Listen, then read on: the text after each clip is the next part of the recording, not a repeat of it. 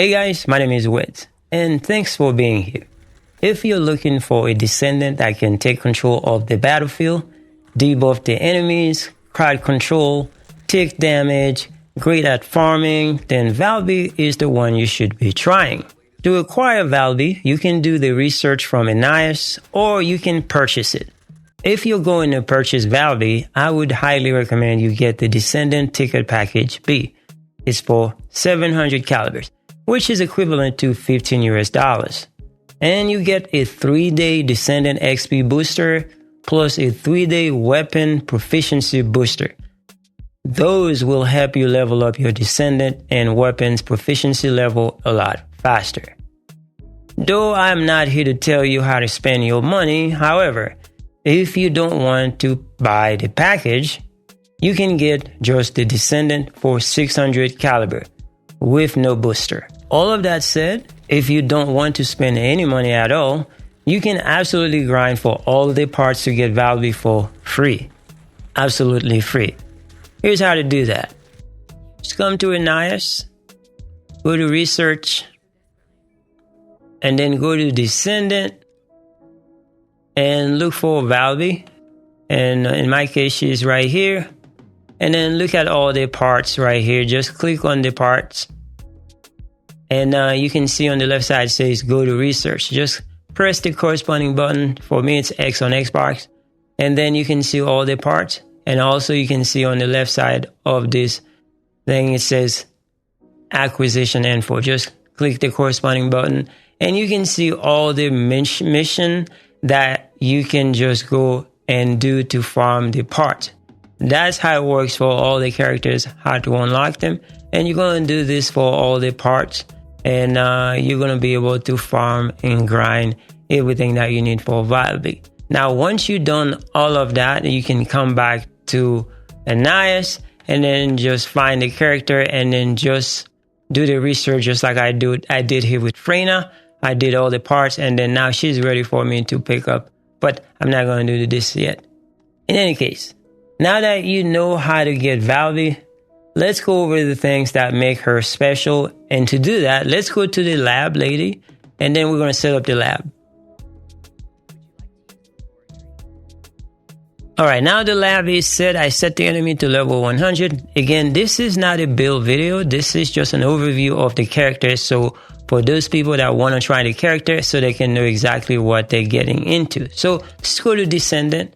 And the first thing we're going to look at her passive. Now her passive is water intake. So basically to explain this is she's a water character. So whenever there is water around, so you can use the water to use less MP for your skill. And that's basically you can create water with your own skill, or if there is an area that has water, just use this to your advantage so you can use less MP and spam your skills. And for the first skill, we have the bubble bullet. So instead of reading what it says, let's show you how this works. So on my Xbox, I'm press the corresponding button, say left bumper plus A, and then I use this skill. Now this skill right here, as you can see, it hits the enemy and they start taking tick damage. And you can see that it crits and sometimes it doesn't. But it all depends on what kind of module that you are using, which we'll go over after this part of the video. In any case, and again, let's try it again. You throw it right there. As you can see, it goes and hits the enemy and they start taking tick damage and I got water around me. So if I can use this water right here to use another skill, which I'm going to show you in a minute, then that's going to be to our advantage and it's going to use less MP if I'm standing in the water. So let's go again. So now let's go to the next skill. Our next skill is Plop. So this one right here, normally the way I use this when I'm around a lot of enemies, I just use it. But the way it works, so I'm going to use the first one first so I can have some water around so I can use less MP. And it's the left bumper plus B for me on Xbox. And you can see you got this right here. You can just maneuver it wherever you want. Normally, I use it around my feet if there are enemy around me. Or you can just take it over there where the enemies are. And then you just use it. And then you're going to teleport to that area, as you can see right here. And we just do some tick damage to the enemy and also just decimate the other ones that were close. Another way that I normally use this if I'm around the enemies and then they're trying to kill me, so I use my thing and I put it on my feet and then boom, and then I just decimate all of them. It is a very good skill that you can use to get out of the danger when you have a lot of enemies. So it's very good for farming as well. Now, this next skill is what I would consider to be her signature skill. This skill is one of the most important skills, in my opinion, in her kit, and it's called cleanup. So again, instead of reading the thing, I'm just going to show you what it does, and we take it from there. So for me, it's left bumper plus Y, and then I am in that state. I'm in the liquefied state, so all I do is just go around. I can do any shape that I want. The main thing is just create a perimeter around me and the enemy, and then they're going to start taking tick damage. You got two of those that you can use back to back. This is why this is so good.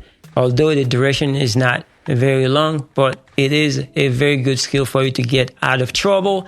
And also, the best thing about this is the fact that you can use this to go through the enemy. That's the reason why if they crowd control you and you can get out of it, you just pop that skill and then you get out of danger and move away. And you're also doing tick damage to the enemy, and just, it's glorious.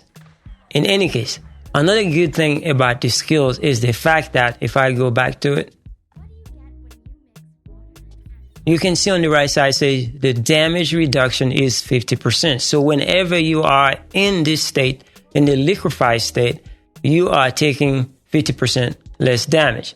And this is a very good thing for survivability, especially for those characters that are not as tanky as some of the Ajax of the world. In any case, your cleanup skill is going to be your signature skill because it does a lot more than just take damage. It gets you out of trouble.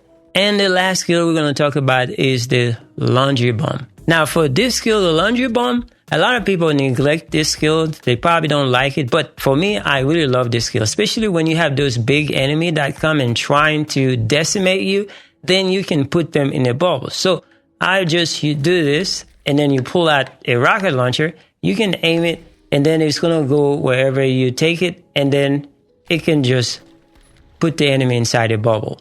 And as you can see right here, not only are they taking tick damage, but it also stops them from attacking you, which is a good thing, because now you can just do whatever you want with them. Your teammates can do whatever they want with them. And this is overall a great skill that you have to use. Don't neglect this skill.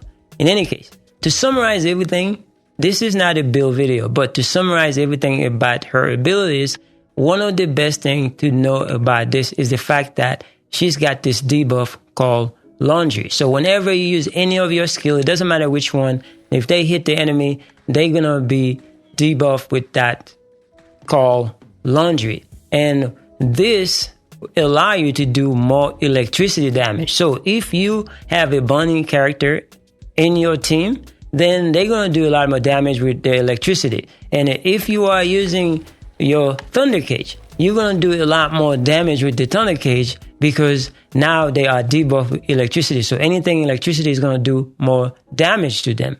And your teammates that are using electricity weapon are going to do more damage as well. So this is all around a very good thing. And if you are doing a boss fight and you debuff the boss with any of your skill, then anybody that is using Thunder Cage or any weapons that does electricity damage are going to benefit from that. So that's a plus in my opinion. This is the reason why this character is not only so good, but it is a very versatile character that anybody should just try to get. Now that we talk enough about the skills, so let's go and talk about what kind of mods and reactor that you can use with her. Now you can see all the modules that I have here, and the capacity that I have is a lot higher than what most people would have at the lower level. That's because I got her to level 40. So your goal is to make sure you get her to level 40. That way you can have all the capacity that you can have to use the majority of the mods that exist in the game for her.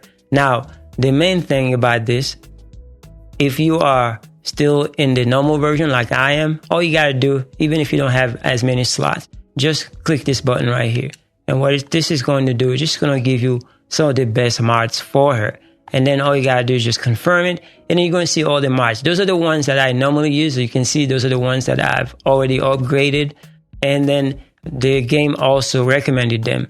And this is very good for her. Now, as this is not a build video, and I also use the equip recommended module that the game tells me this is the best, but those are some of the mods that I have been using anyway. So these are the ones that I already upgraded. And all these ones that you see here are the ones that I prefer to use on this character. But when you look at all the mods, there might be some that you may not want to use, and there might be some on the bottom that you want to use to make your character function a lot better. And in my opinion, I would take the shield one out. So if I take the shield one out, I would replace it with this one right here. This one is emergency measures. As you can see, you get skill critical hit rate at 16%, and you also get some critical hit damage at 7%. And this is a plus in my opinion. And this is very important to use this because your skills are going to do crit damage. And that's the reason why if you upgrade this to the highest level, then you're going to do more damage. But mine is the basic one, so you won't see me do a lot of crit damage.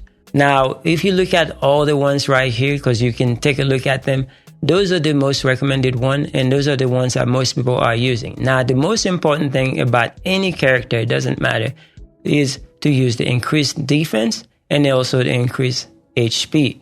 Those are going to be your priority. If you just start the game, you're going to get those very early on. So make sure you prioritize those because survivability is the most important. And then once you get those in order, then you can start messing around with some other modules. So those are very important. I thought I would mention that.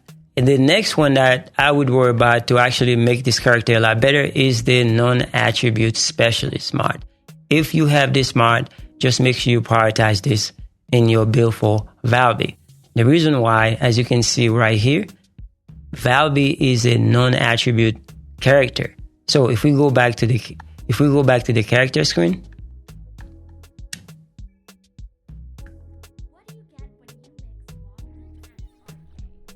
you can see right here all her skills, non-attribute, non-attribute, non-attribute, non-attribute. And you can see that the focus can be either on fusion or dimension. So anything that says dimension or fusion, you can focus on one of those. But the main thing is it's a non-attribute character. So make sure you use modules that has to do with non-attribute. The other mods that I would prioritize if you don't have enough slot is the strong mentality. Strong mentality, as you can see, its skill cost is minus 4%. That means you're going to use more of your skill for less. So if you have this, make sure you put this on. And then Nimble is going to be here. Nimble is very popular, and it's going to be one of the recommended modules that everybody is using for any other build. So just make sure you use those. And anything that has to amplify your power for your skill, your abilities, just slap those on if you have the slot to use them. So that's all about the mods. Now let's go to reactors.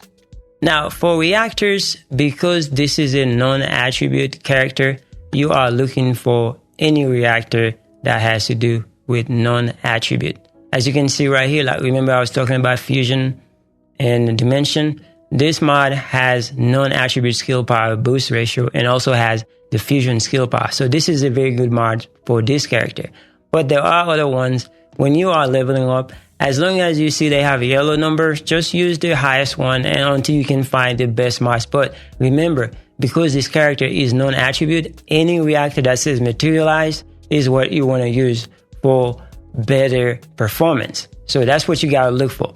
All the other ones, even if they have high numbers, if they not materialize, you have to choose materialize over anything else before you choose any other thing. Because every character have those ones that they can use that's going to benefit their style or their ability. For instance, if you are using Bunny, Tangling is going to be your best bet. Anything that says Tangling is going to be good for Bunny. That's just an example to show you. Now, when it comes to reactor, it's not just about that, but the most important thing to prioritize is what type of character that you are using, and then choose that one. And then you can also look at the weapons that you are using. But again, the most important thing is going to be the type of character and what they do. In any case, for the other ones, for the external components, what you're looking for, you are looking for anything that gives you max HP, and also anything that are giving you defense, and also anything that has some MP to help you out so you can use your skill a lot more. So that's what I am using here. So you can see, you can take a look at all those that I'm showing you right now, and you can just take it from there. And that's what you need to do. So just prioritize your defense, your MP, and all that kind of stuff, and you should be good to go. Anyway, guys, I think that's all I needed to cover. Hopefully this was helpful to you guys. And thanks for watching. I will see you guys in the next one.